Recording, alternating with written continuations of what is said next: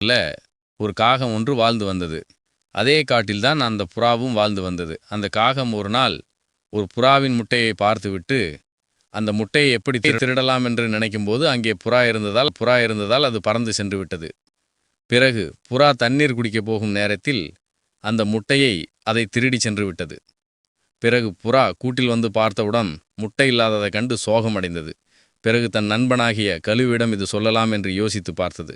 உடனே கழுவை பார்க்க ஒரு அடர்ந்த மலைப்பகுதிக்கு சென்றது. அங்கு உட்கார்ந்திருந்தது. கழுகண்ணே, என்னோட முட்டைய அந்த காகம் திருடிட்டு போயிருச்சு. சரிம்மா, நீ கவலைப்படாத, நான் பார்த்துக்கிறேன் அப்படின்னு சொல்லி அந்த கழுகு உடனே பறந்து காட்டுக்கு செல்கிறது. அங்கே போகும்போது அந்த காகம் ஒரு ஆற்றங்கரையில் தண்ணீர் குடித்து கொண்டிருக்கிறது.